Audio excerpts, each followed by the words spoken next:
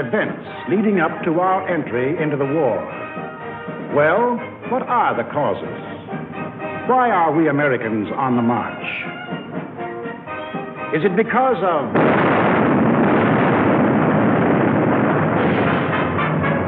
Pearl Harbor?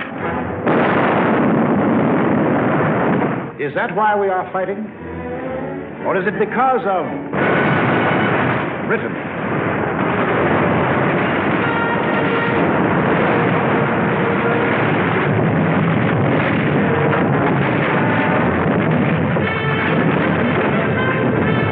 France.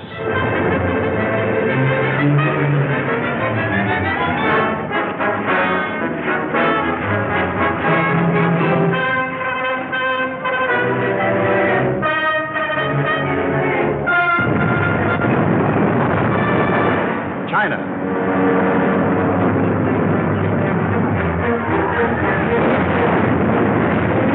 Czechoslovakia.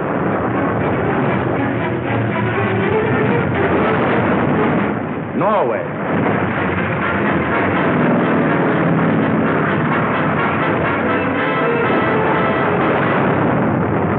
Poland.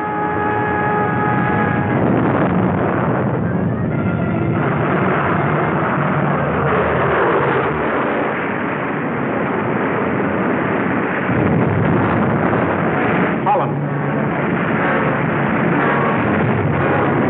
Greece.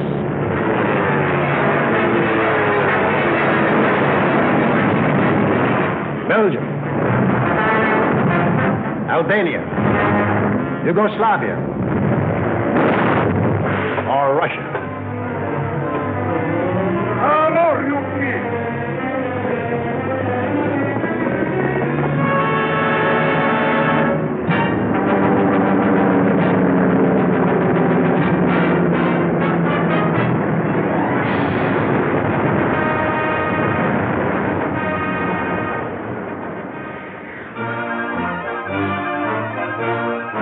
Just what was it made us change our way of living overnight?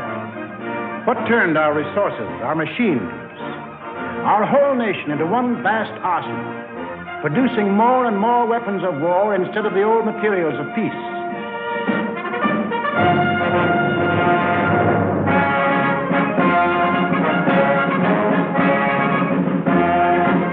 What put us into uniform, ready to engage the enemy on every continent and every ocean?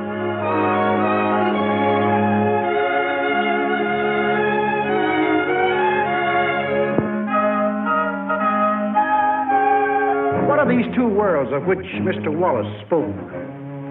The free and the slave. Let's take the free world first. Our world. How did it become free? Only through a long and unceasing struggle inspired by men of vision. Moses, Muhammad, Confucius,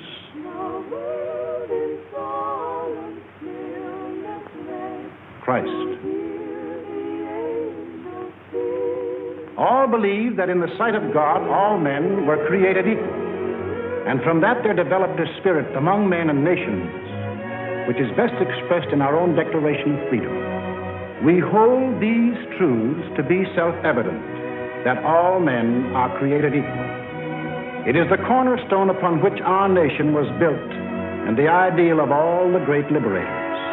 Washington, Jefferson, Garibaldi, Lafayette, Kosciuszko, Bolivar, Lincoln. Lighthouses, lighting up a dark and foggy world. That government of the people, by the people, for the people, shall not perish from the earth. Fighting, living, dying. For what? For freedom. That for which men have fought since time began. To be free.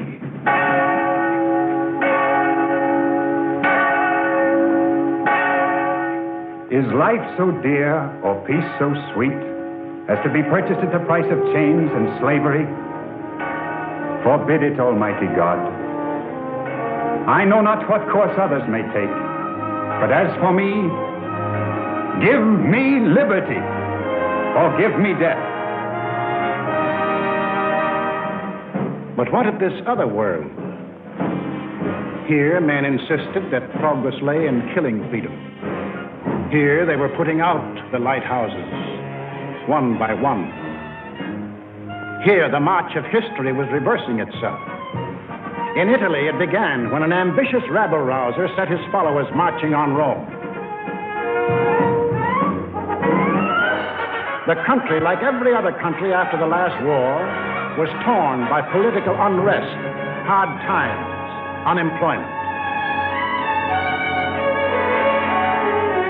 Two courses were available to the Italian people. They could solve their problems in a free, democratic way, or they could let someone else do the solving for them. They made the tragic mistake of choosing the second course. They put their trust and faith in this one man. They believed he represented them. Actually, he planned to betray them for the selfish interests of himself and the group back of him, just as he had earlier betrayed those who first supported him. In Germany, another and even more forceful demagogue set his followers marching from the Munich beer halls. He, too, had the sinister opportunity to take advantage of post-war chaos.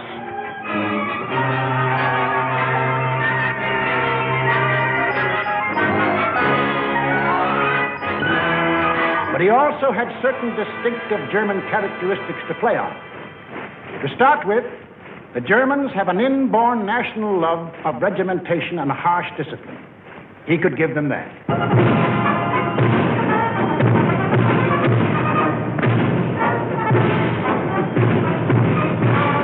The German army, and through them the people, had never acknowledged German defeat in the last war and were anxious for revenge. That, too, he promised them. The wealthy and powerful industrialists were fearful of losing any of their wealth and power and were ready to back anyone who would retain it for them. He promised to take care of them, too. This man cunningly played all these ends against the middle and ruthlessly set out to murder the newborn German Republic. In Japan, you'd expect things to be done a little differently. They were. Here, not one man, but a gang disguised their little schemes as the will of the emperor. And to the Japanese people, the emperor is God. Taking advantage of their fanatical worship of the god emperor, it was no great trick to take away what little freedom they had ever known. Yes, in these lands, the people surrendered their liberties and threw away their human dignity.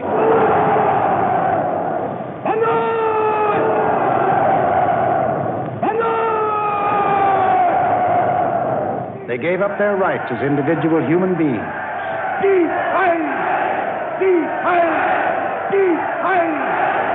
became a part of a mass, a human herd.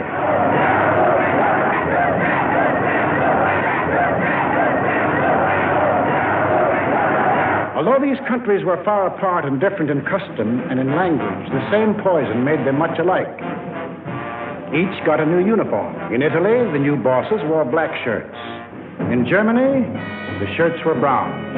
In Japan, they hid behind the uniform of the army.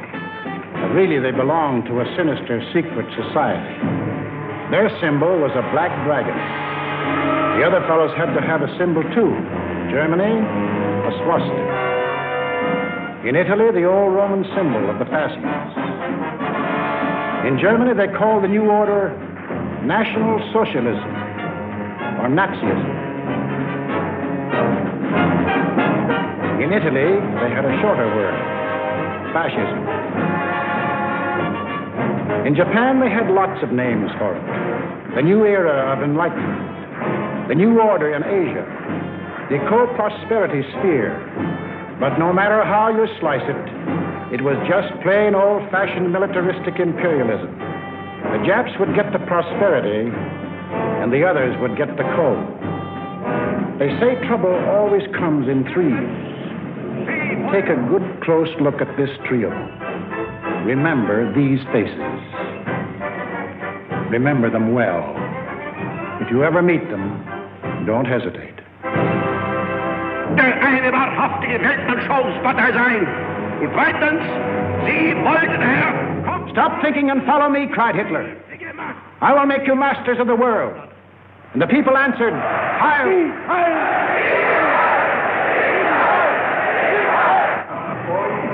Stop thinking and believe in me, bellowed Mussolini, and I will restore the glory that was Rome. And the people answered, Duce, Duce. Stop thinking and follow your God Emperor, cried the Japanese warlords, and Japan will rule the world. And the people answered, Banzai, Banzai. Each system was alike in that the constitutional law-making bodies gave up their power. The Reichstag in Berlin, the House of Deputies in Rome, the Diet in Tokyo. And these elected representatives became collections of stooges, rubber stamp organizations. Applauding on cue the words of the leaders. Each system did away with free speech and free assembly. Each system did away with a free press and substituted a press controlled by the party. Through their ministries of propaganda, each took complete control of the theater, the movies, the radio. Every cultural activity and every channel of information was controlled by the most important members of the party. Each did away with free courts and trial by jury, and substituted courts and judges run by the party. Each abolished labor unions and the rights of bargaining for wages. Fertig machen zur Meldung. Achtung! Abteilung 6, 310 mit 13114 beim Kranbau. Danke. Heilser! Heilser! Lassen Sie weiterarbeiten. Weiterarbeiten! And under the pretext of patriotism established a system of forced labor. Each enforced its decrees by an army of secret police who held the power of life and death over every individual. And for the few who still believed in freedom and said so, there was a ready answer.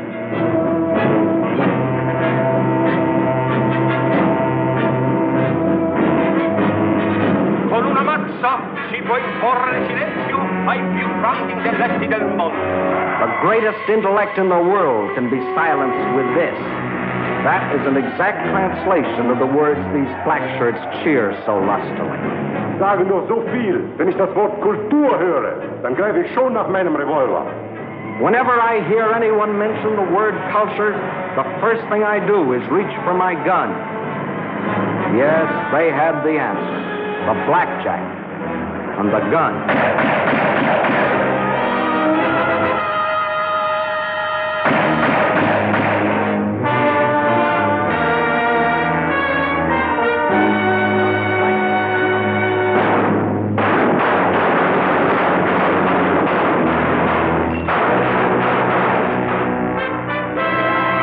In Italy, they did it different.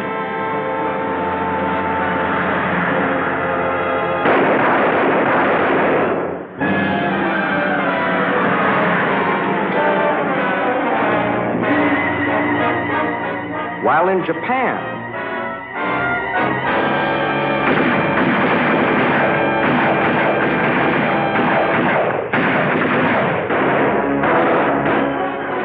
to their names can be added those of hundreds and thousands of others who stood in the way of the new order.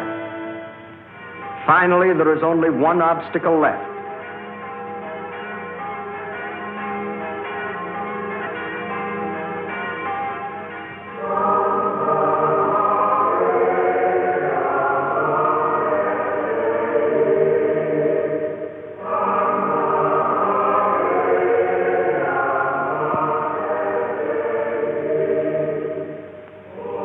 The word of God and the word of Führers cannot be reconciled.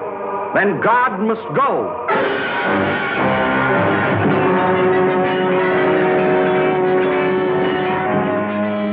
I am absolutely clear in my own mind, and I think I can speak for the Führer as well, that both the Catholic and Protestant churches must vanish from the life of our people.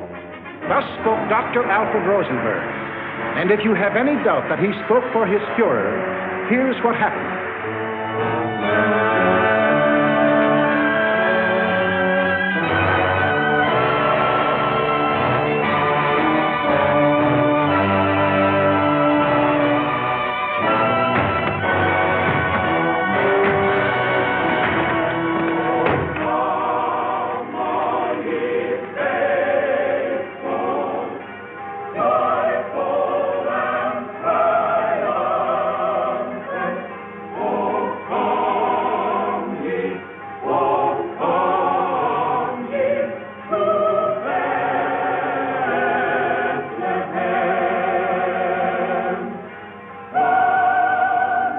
thousands of other men of God, Protestant, Catholic, Jewish, were persecuted, arrested, confined in concentration camps.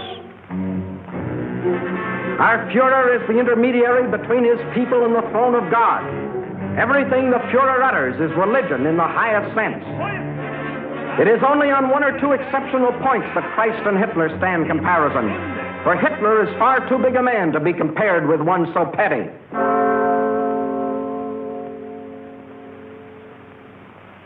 Every day in all German classrooms, Adolf Hitler ist unser Retter, unser Held, der edelste Führer auf der ganzen Welt. Für Hitler leben wir und wir sterben gerne wir. Für den Führer bis zum Tod, denn er ist unser Gott. yes, take children from the faith of their fathers and teach them the state is the only church, and the head of the state is the voice of God.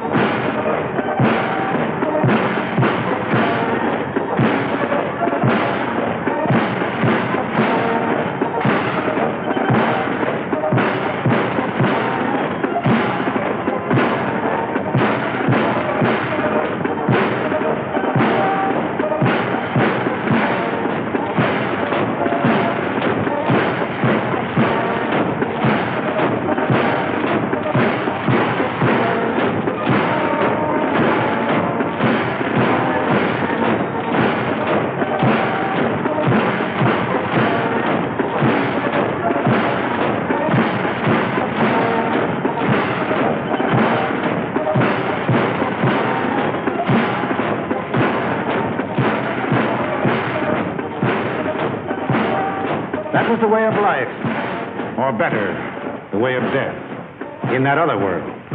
Now, what of our world, the democratic world? What did we want? What did we do about it? First of all, we wanted peace and security. And to prove our sincerity, in 1921, we initiated the Washington Disarmament Conference. This resulted in two vitally important treaties. One, to reduce the size of the British, Japanese, French, Italian, and American fleets. And the other, the Nine-Power Treaty, which guaranteed the integrity of China. And incidentally, one of the powers signing this was Japan. Later on, in 1929, we signed the Kellogg-Briand Pact, which was supposed to abolish war as a means of settling international disputes. This pact was signed by 47 nations, including Germany and Japan. President, I have the honor of handing you the London Naval Treaty. Faithful to our treaty obligations,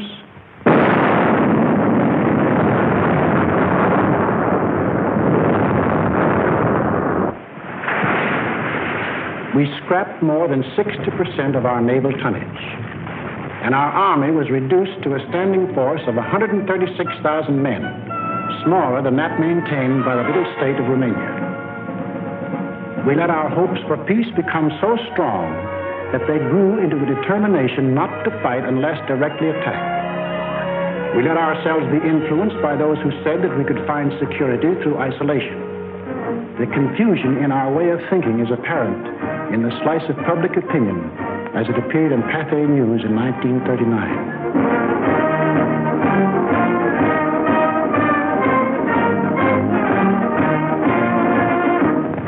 Another war, not for me. This time America should keep out, and I know I will.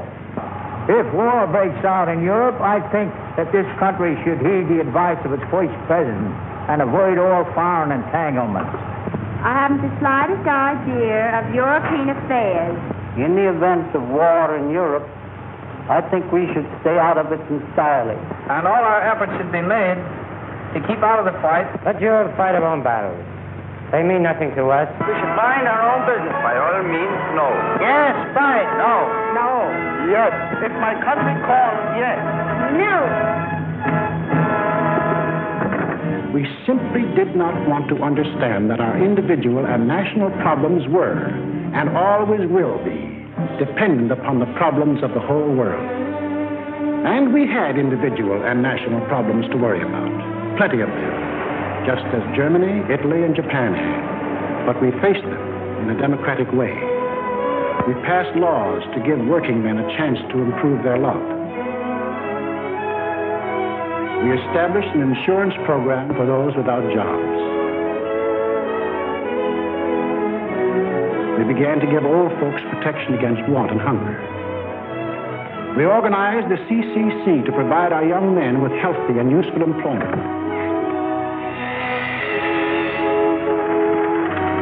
A federal works program came into being and changed the face of our nation with new roads, bridges, schools.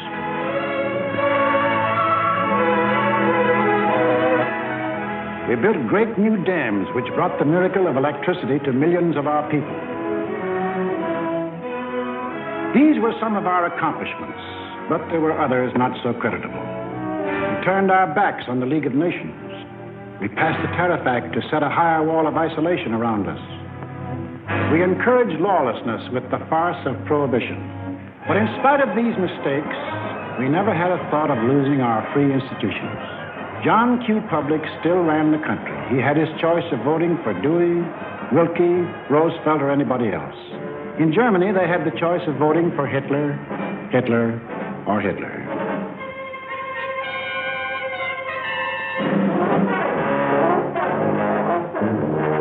Over here, John Q. still read what he pleased.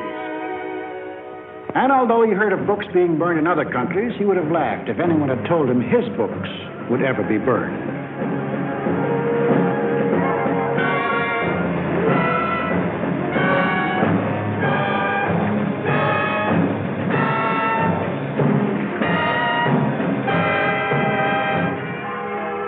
And on Sunday, if he felt like it, John Q. went to any church he pleased.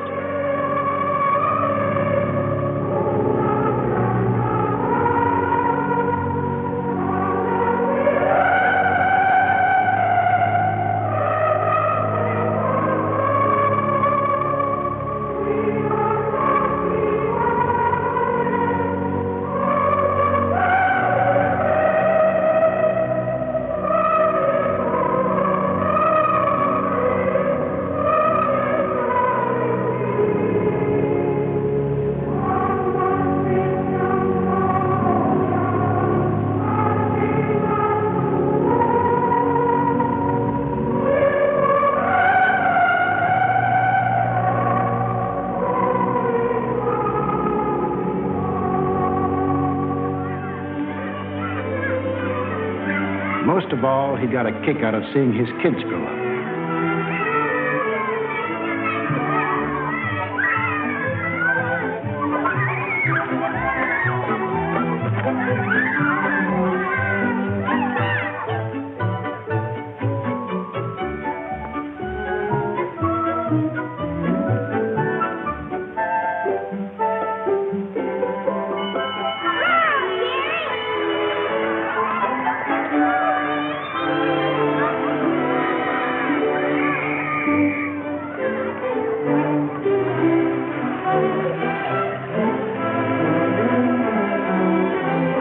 The average American was quite unconscious of the fact that some people had this in mind for the little John Q.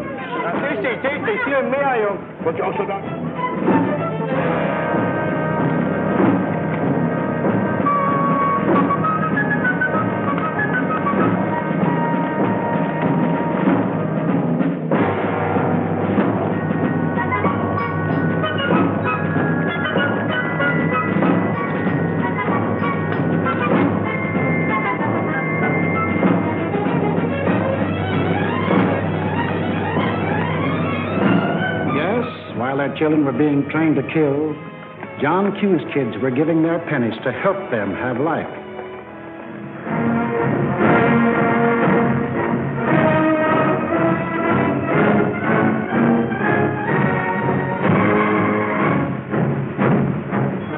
And when we saw these men in the newsreels, quite often we laughed.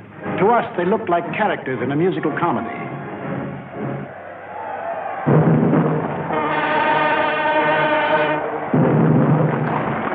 But they weren't comic. They weren't funny. They were deadly serious. They were out for world conquest.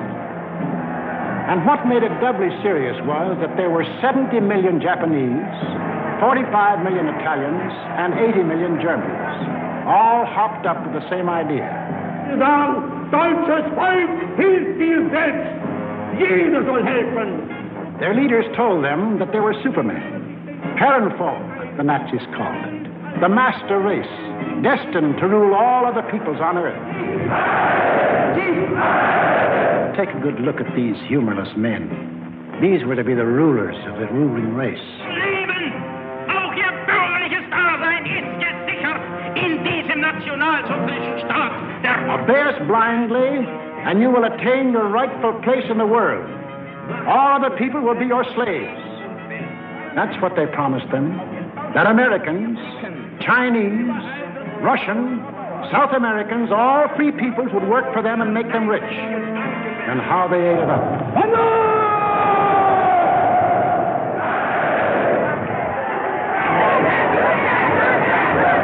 We shall restore the glory that was Rome. Today we rule Germany. Tomorrow the world. The Pacific is ours. It was inevitable that these countries should gang up on us. The little fellow is our pal, Kurosu, who smiled his way into our hearts in December 1941. Here he and his friends are busy carving up the world in advance, staking out their claims. Take a good look at these claims. Here was the Italy that Mussolini took over in 1922. And almost his first act was to tell the Italians they were the rightful owners of Corsica, Nice, Savoia, Albania, Tunisia, Ethiopia, and a land corridor linking it with Libya. Later on, he had an even bigger dream. The old Roman Empire as it existed nearly 2,000 years ago, to dominate all the lands adjoining the Mediterranean. Mare Nostrum. Our sea, they called it, just as the ancient Romans did. As for the Japanese, they had some ambitions, too.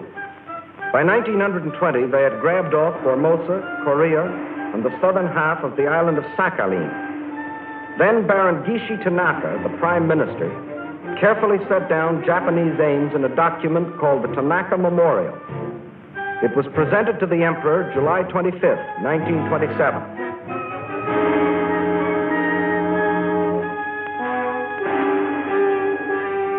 Here was their dream.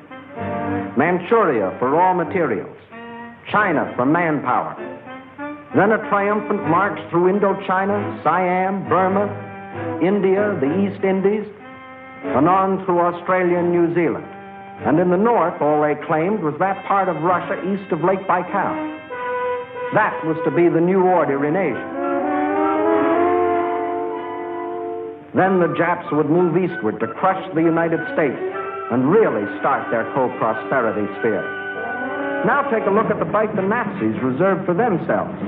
Here's the Germany Hitler walked into. And here's what he wanted. First, Europe under his complete political or economic control, leaving Mussolini a share of the loot if he behaved himself. Then the drive to the east, through the rich oil lands of Iran and Iraq, into India. Another push south through Africa. Then from Dakar, jump off to meet the honorary Aryans who were to move in on South America through the Pacific. At the same time, start across from the Scandinavian countries to hook up with his buck-toothed pals coming over from Siberia to join in the conquest of the United States. There it is, gents. All they left us was Shangri-La. And they'd claim that, too, if they knew where it was. And did they think they had a chance? Listen.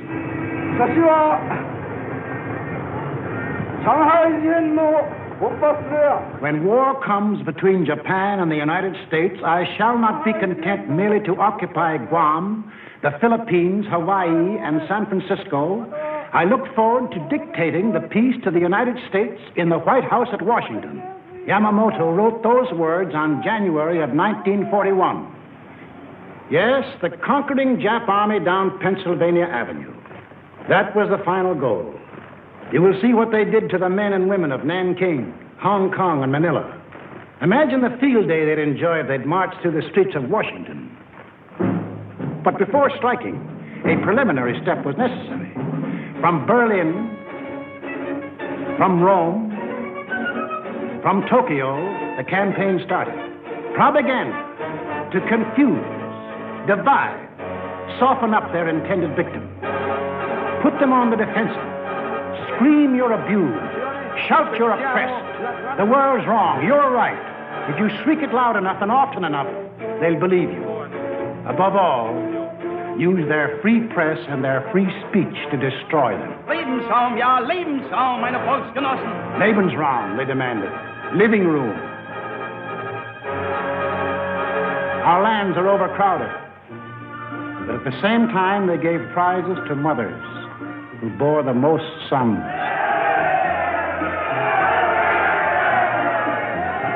They brought together large groups of young men and young girls for human breeding. Read what one of their leaders wrote.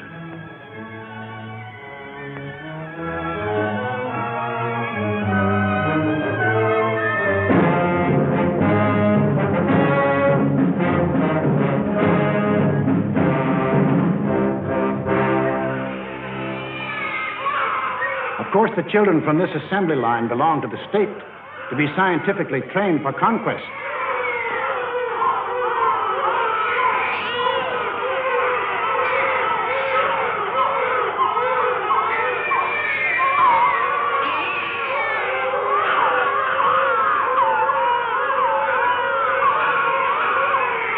Another howl was the lack of raw material. They claimed they were the have-nots and we were the haves. But out of this supposed lack, they built up the greatest war machines the world has ever known.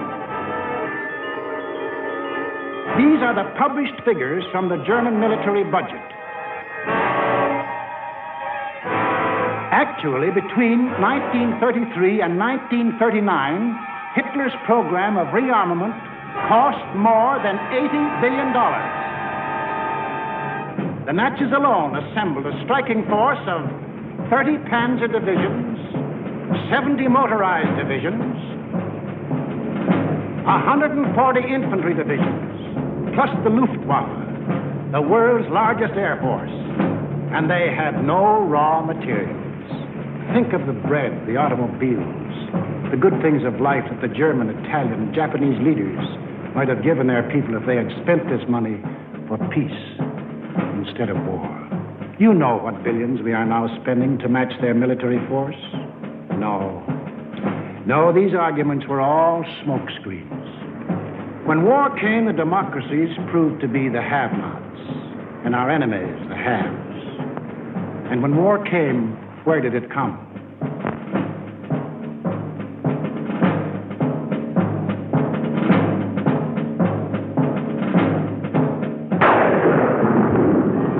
Remember that date, September 18th, 1931. A date we should remember as well as December 7, 1941. For on that date, in 1931, the war we are now fighting began. The place was Manchuria, the northernmost province of China, 6,000 miles from San Francisco. Manchuria, the first objective in the Tanaka Plan. By September 18th, the Japanese, who by treaty patrolled the southern Manchurian Railway, had secretly and illegally increased their garrisons. On the Korean-Manchurian border, an entire Japanese army was assembled, conveniently equipped for a winter campaign. All they needed was an excuse. They made their own. At 10:30 that night, just after the Mukden Express had passed by, a section of track was dynamited, causing damage to one rail and 2 fish plates. Japan's honor had been violated. Within half an hour, the Japanese railroad garrison launched a coordinated attack on the barracks of the sleeping Chinese army at Mukden. The slaughter was appalling. By midnight, the conveniently placed Japanese army poured across the Korean border, and the first open act of aggression, the invasion of Manchuria, was on. In 4 days, they had occupied the whole of southern Manchuria, and shortly after, the whole country. Manchuria became Manchukuo, a puppet state with an obedient stooge on the throne, Henry Puyi, a weakling whom the Japanese had prepared for the job with 7 years of women and song.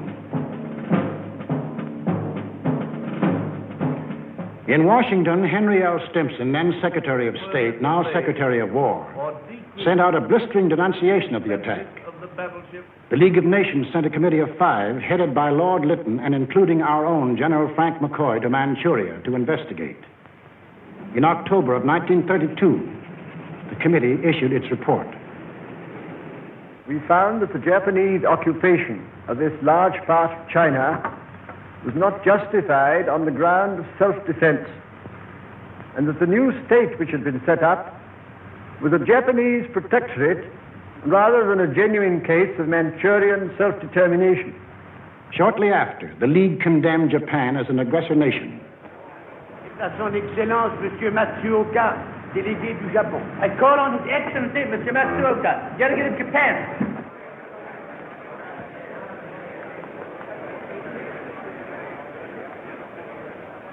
It is a matter of common knowledge that Japan's policy is fundamentally inspired by a genuine desire to guarantee peace in the Far East and to contribute to the maintenance of peace throughout the world.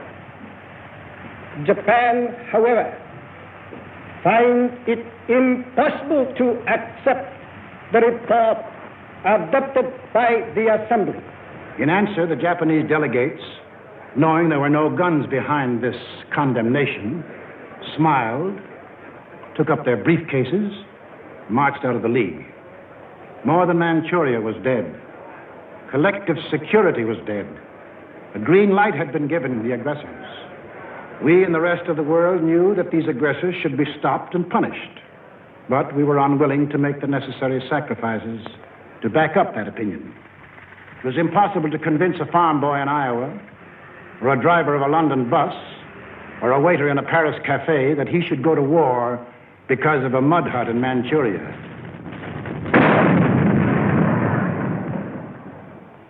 Yet the subsequent course of history makes it clear that that incident, so many miles away, is the reason that you and millions of others are in uniform today.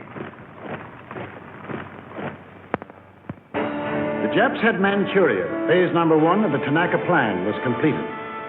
Phase number 2, the conquest of China. In 1932, without warning, the Japs attacked the Chinese city of Shanghai.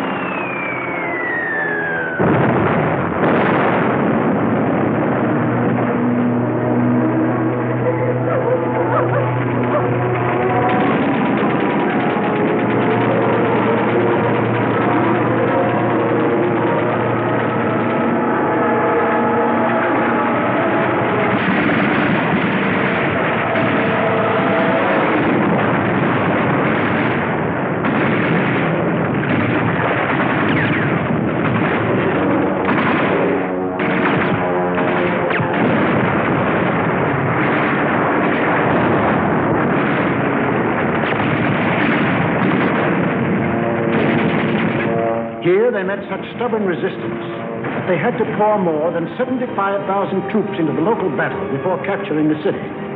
This resistance made them decide to shift their campaign to the north, and in 1933 they added the province of Yehol to Manchuria. Yes, the Japs launched the second phase of the Tanaka Plan, but they had yet to finish it. A united nation stands against them. Under the inspired leadership of General Chiang Kai-shek, the Chinese people fought and still fight on. Meantime, what of Japan's partners? What helpless people were they planning to bomb, slaughter, drive into slavery? Hitler was not yet ready, but Mussolini was. Mussolini had to be. His people were growing restless. Fascism hadn't produced the heaven on earth that he had promised them. So he pulled the old trick of launching a foreign war to divert attention from troubles at home. So Mussolini beat his chest like Tarzan and looked around for a worthy foe. He found one, Ethiopia. A good country for the beginning of a glorious empire. Its army had no machine guns. Its army had no tanks. Its army did have an air force. Exactly one old airplane. One airplane against a nation which had developed a new theory of total air war. Of the blitz which would wipe out cities, destroy civilians, men, woman, and child. In October of 1935, following the Japanese example, an incident was provoked at the little settlement of Wal near the border of Ethiopia and Italian Somaliland. Italy's honor had been violated. Refusing any arbitration, Mussolini moved the whole might of his army through the Suez Canal to overrun the undefended country. Ethiopia's emperor, Haile Selassie, appeared before the League of Nations.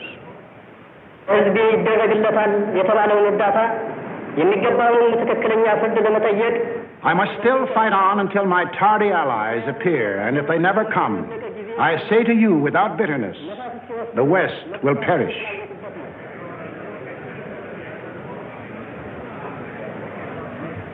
Members of the League half-heartedly stopped trading with Italy, but refused the only thing that will stop any aggressor: force. Ethiopia was left to herself. Native leaders came to pledge their allegiance.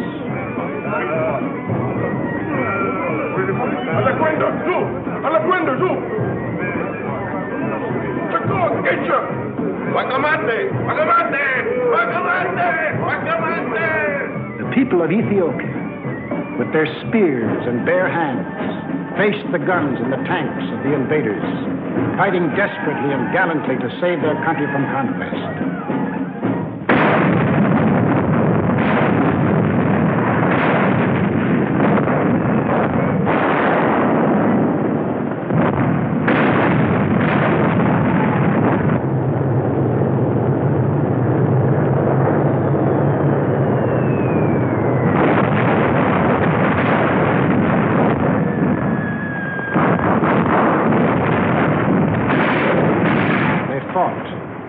They died.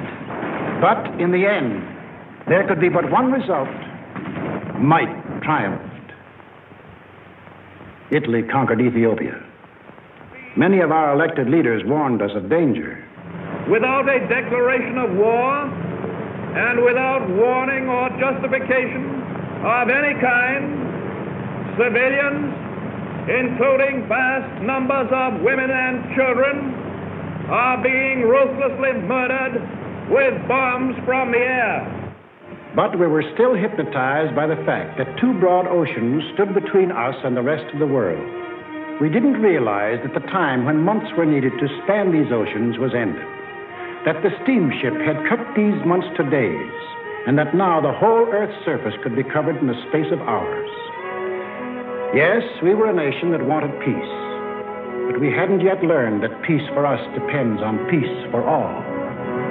Nobody would run the risk of war because of some mud huts and barren plains in Ethiopia, any more than we would run the risk for some similar huts and plains in Manchuria.